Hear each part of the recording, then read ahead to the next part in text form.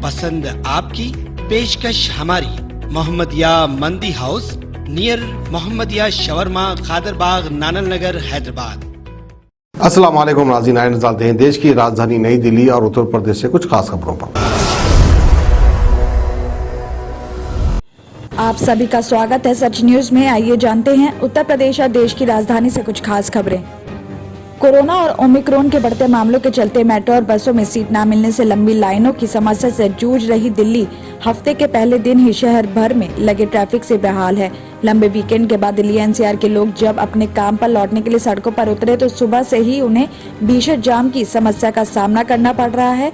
नई आबकारी नीति के खिलाफ बीजेपी आज जो पूरी दिल्ली में चक्का जाम कर रही है उससे लोग काफी परेशान हो रहे हैं, जिसके तहत अक्षरधाम से लेकर लिंक रोड तक भारी जाम लग गया है। बीजेपी सांसद इस प्रदर्शन का नेतृत्व भी संभाल रहे हैं। बताया जा रहा है कि दिल्ली सरकार की नई आबकारी नीति के तहत निजी तौर पर चलने वाली 260 दुकानों के साथ सभी 850 शराब की दुकानें खुली निविदा के जरिए प्राइवेट कंपनियों को वितरित कर दी गई हैं। तो नई व्यवस्था के तहत दिल्ली सरकार खुदरा शराब के व्यापार से बाहर हो जाएंगी और शराब की दुकानें अब कम से कम 500 वर्ग फुट क्षेत्र में ही खुली जाएंगी। तो वहीं दुकानें अब वातानुकूलित और सीसीटीवी से भी लैस होगी। तो नई दुकान की वजह से सड़क पर भीड़ भी नहीं लगेगी, क्योंकि शराब की बिक्री दुकानों के अंदर ही की जाएगी। तो नई आबकारी नीति के तहत 2500 वर्ग फुट के क्षेत्रफल वाले 5 सुपर प्रीमियम खुदरा विक्रेता की दुकान खोलेंगे, जहां शराब पीने की भी फैसिलिटी दी जाएगी।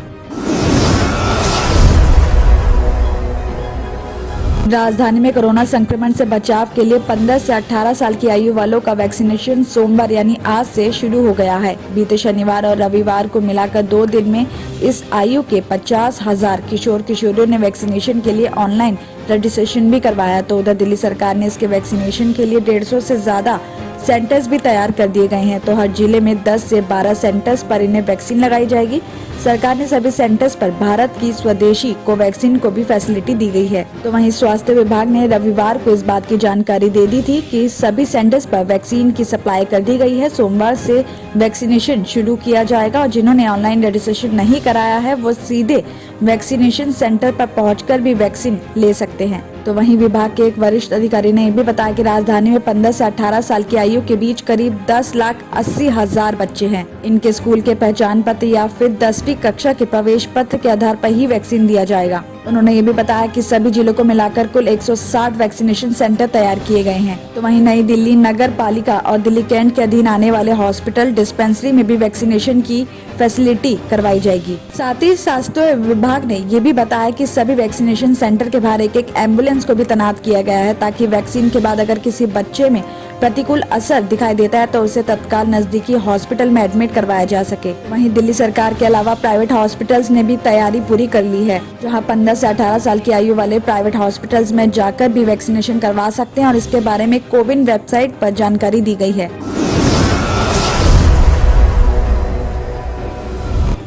पहाड़ी इलाके से आने वाली बर्फीली हवाओं के दौर के बीच आज से लोगों को कड़ाके की सर्दी से कुछ हल्की राहत मिल सकती है। मौसम विशेषज्ञों का यह भी अनुमान है कि पश्चिमी विक्षोभ की सक्रियता की वजह से पारे में वृद्धि होने से ठिठुरन कम होगी।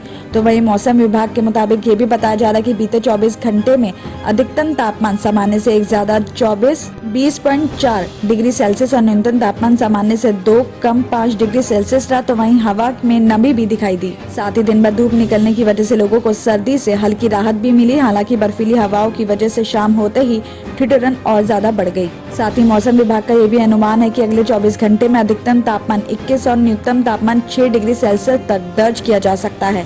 पश्चिमी विक्षोभ की सक्रियता की वजह से 5 से 8 जनवरी तक बारिश की भी संभावना बनी हुई है। साथ ही ऐसे में बादल छाए रहने की वजह से न्यूनतम तापमान में वृद्धि भी होगी। हालांकि दिन के पारे में ज्यादा अंतर नहीं आएगा। वीक के लास्ट तक अधिकतम तापमान 21 और न्यूनतम तापमान 10 डिग्री सेल्सियस तक भी दर्ज किया जा सकता है। Dr. Farhana's Polyclinic Diagnostic Maternity and Scanning Center by Dr. Farhana Al Jabri कई किस्म के मुख्तलिफ स्कैन्स रीजनेबल और अफोर्डेबल रेट्स में पुराने शहर की खवातीन को सहूलत पहुँचाने के खुसूसी मकसद से ये स्कैनिंग सेंटर खोला गया है। कई मुख्तलिफ मर्ज व अमराज का इलाज डॉक्टर फरहाना पॉलीक्लिनिक पर किया जाता है। डॉक्टर फरहाना अल जाबरी और दूसरे एक्सपर्ट्स की निगरानी में खुसूसी लेडीज़ और बच्चों का इलाज किया जाता है। एड्रेस याकुतपुरा, बड़ा बाजार, जफर रोड, हैदराबाद। स्क्रीन पर दिए गए नंबर्स